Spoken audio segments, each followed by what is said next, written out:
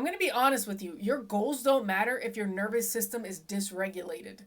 You want to reset your system first, and then once you reset your system, everything else becomes possible. But what does a dysregulated nervous system even look like? You hear about it, but what does it even look like? How do you know if you have a dysregulated nervous system?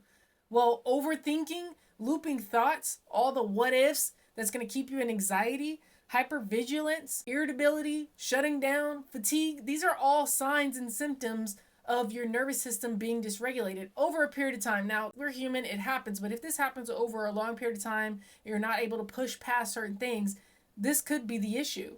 You're going to have emotional reactivity instead of being able to respond. You're going to be inconsistent with your motivation, which is going to lead to disappointment in yourself and also comparison. And all that does is lead to depression. That's why we have so much anxiety and depression in our world now. We have so much of a toxic overload, so much stress going on from all different areas of our life, all different facets of our life.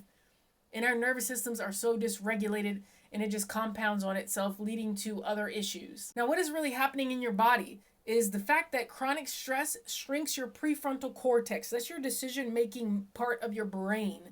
This is the logical mind. It shrinks it, and then your fear center, your amygdala, becomes overactive.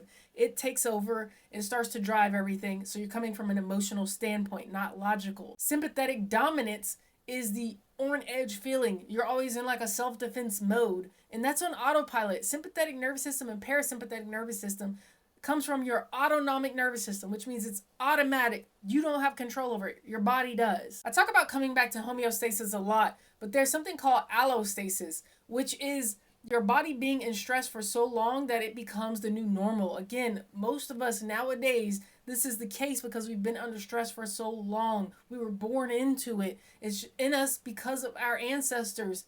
We're born into this, but this is a load that we don't have to carry. We can do certain things to take the load off as much as possible to help then regulate our nervous system so that we are able to respond instead of react to things.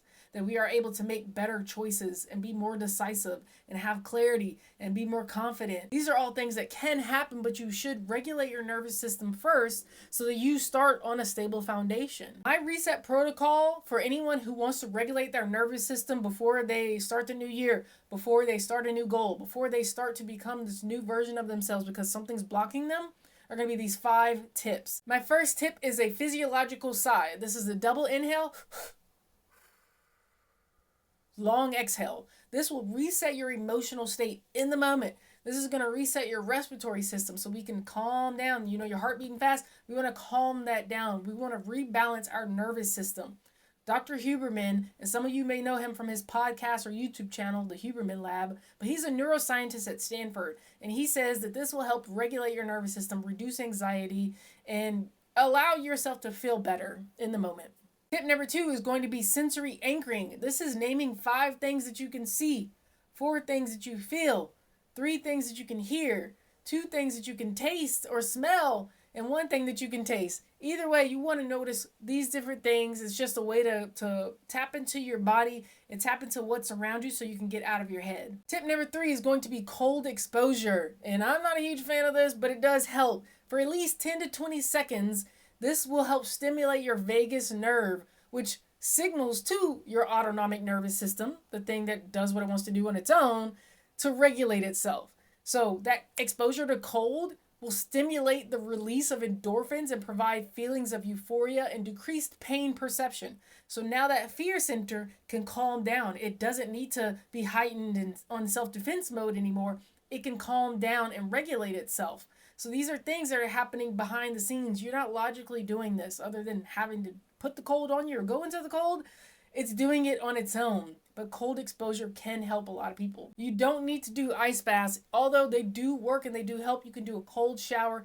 You can put a cold pack on your neck. You can go out into cold temperatures. Right now would be a great time to do that. Tip number 4 is rhythmic movement. We want to discharge that built up and stored tension and stress. Screaming is a vibration. Rocking your body, dancing, these are all movements and it's a rhythm. So when people meditate and they hum, there's a reason behind it. They say certain words to cause certain vibrations, which affects the energetic field around them. But I'm talking about just the fact of that vibration will help regulate your nervous system. Whenever you hum, this is a rhythm, it's a vibration, a sound, or a movement that will help to regulate your nervous system. The thing about this is to release. You need to release the emotions and the tension that is built up in your body. Tip number 5 is predictable routines. You want to retrain your body and your mind to have a safe pathway, a safe routine, and stick to it. This can be a morning routine, a nightly routine. Just throughout the day, you have a few things throughout the day that you do that is a routine that your body will feel safe because, it knows what's coming and it doesn't have to overthink about what's next. It knows what it's going to be doing. So sticking to some sort of a routine can also help regulate your nervous system and come back to a place of safety and center in your body. This is also a good time to check in with yourself during this routine and see, how do I feel in my body? I'm not talking about my thoughts of what kind of emotions that I feel. I'm talking about literal feeling in your body. What are these sensations in your body? We can journal, we can write this down. Again, we're releasing things. This is a routine that you want to stick to. So what is something that you can stick into what you're already doing, your daily life? People call this habit stacking in personal development. What you already do, you want to just stack something on top. So if you're brushing your teeth, that's one routine that you do. Every morning you get up and do that. We can stack words of affirmation or positive self-talk on top of that. So when I look in the mirror, I wrote something on my mirror, dry erase marker, or whatever you want to write on your mirror with. Or I just put Post-it notes on my mirror. So when I'm brushing my teeth, I look at that and I say those things. Now I'm starting to build a routine. And then after that, then I drink some water. It doesn't have to be 20 steps. But we start small. We start to create a routine that we can look forward to.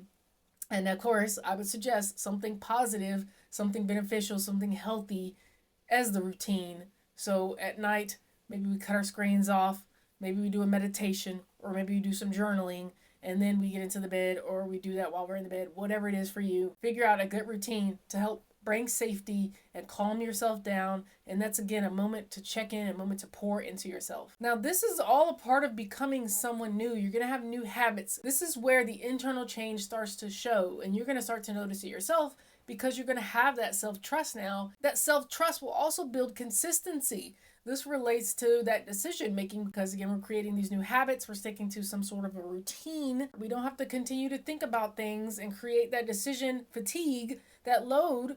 We now know what we're going to stick to. Just that one new thing. And we do that consistently. We build self-trust. We're regulating our nervous system. And this consistency will build your future self. You will start to see things developing outside of you now. We've seen the internal change. We're feeling good. That's great. We're going to continue. But now we're going to start to see it outside of us. We're going to see that growth happening in the physical space that we have around us. This is going to reveal that new self, not only to you, but others are going to start to see it. Again, this will then create more confidence. It's going to create more consistency because now you're seeing more of a reward. It's just like when you work out. At first, you don't really see anything, but you're sleeping better. You're feeling good with energy. You're feeling good with yourself because you've been pouring into yourself. And you've been sticking with it, building up the internal side of things. And then you start to see the physical. Once the physical starts to change, it's like, wow, this is really happening. I can't believe it's happening. I'm actually crafting my body. I'm seeing the change. And that really makes you want to stick with it even more. Before you start to work on any new goals, you want to work on resetting your nervous system because that system is what's going to carry those goals to the finish line. Peace is the foundation of transformation, and you can only allow for peace with a regulated nervous system. And you can only sustain goals in this new self and be consistent if you find peace with who you are and you build that confidence and you build that self-trust. Let me know in the comments below, what are some of the tips that you're going to start to practice now that's going to help regulate your system before the new year, before you start those big goals that you have. So what are you going to start practicing so that it can become a habit for this new version of yourself? If this video resonated with you, go ahead and give me a like, subscribe, and share this video with someone that you feel like could use a reset right about now. And before you go to the next video, I want to remind you of a few free things that you can do to change your mood instantly. We can smile, we can breathe, we can laugh, we can dance. And remember that by coming home to yourself is an act of love. It is an act of self-love and self-appreciation. So don't be afraid of switching things up. Put your mask on first. Put your mask on first, and then you can help others around you. Keep your head up, lock in, block out the noise. You know what to do next. Pick one of these 5 tips to start with. Stay focused and just do that for the next 30 days. All it takes is one small step at a time. One thing to focus on. You don't need to do 50 things at one time. Focus on the small thing and do that for at least 30 days. Come back to this video, review it again, see what else you can add to your new routine. And then you're going to start to accomplish those goals. You're going to start to become this new version of yourself. You're going to be proud of that version. You're going to look in the mirror and smile. And it's going to be more of a natural instinct. You don't have to force it now. You're going to naturally be laughing. You're going to naturally be able to find the joy in life at that point. That is that peace that you will then start to feel. And then your system will start to regulate itself. This is a remembering. And now is the time. Pour into yourself, because then you can help others around you. And you are capable. It is worth it. So go out there and continue to shine on.